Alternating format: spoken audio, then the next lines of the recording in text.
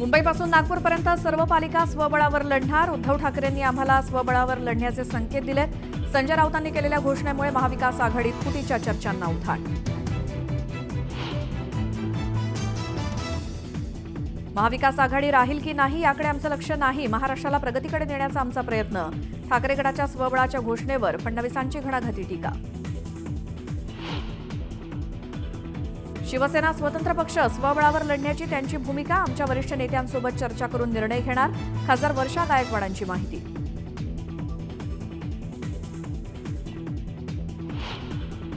काय होऊ शकतं? उद्धव ठाकरे तिकडे जातात, अजित पवार इकडे येतात.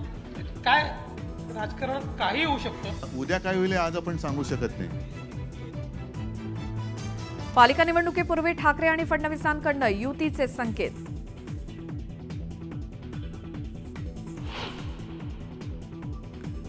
स्वतःचं अस्तित्व टिकवण्यासाठी ठाकरे काहीही करू शकतात. उबाठाच्या स्वबळाच्या नाऱ्यावरनं गुलाबराव पाटलांची टीका.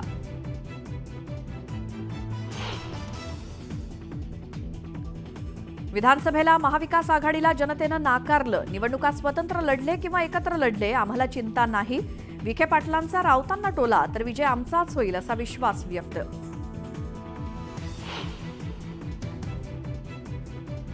संतोष देशमुख हत्या प्रकरण तपासाबाबत पोलिसांकडून माहिती मिळत नसल्याची देशमुखांच्या मुलीची तक्रार. वडिलांच्या जाण्यानं मुलीला अश्रू अनावर.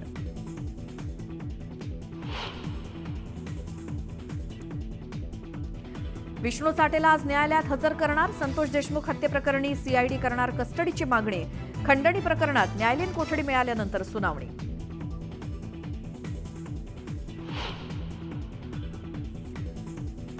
शिर्डीमध्ये उद्या भाजपचं भव्य अधिवेशन. अमित शहांसोबतच मुख्यमंत्री देवेंद्र फडणवीस आणि भाजपचे प्रमुख नेते उपस्थित राहणार.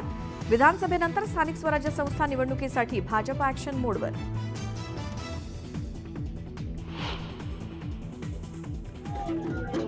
येळकोट जय मल्हारच्या गजरात पालीच्या खंडोबा यात्रेला सुरुवात. हजारो भाविक दर्शनासाठी दाखल.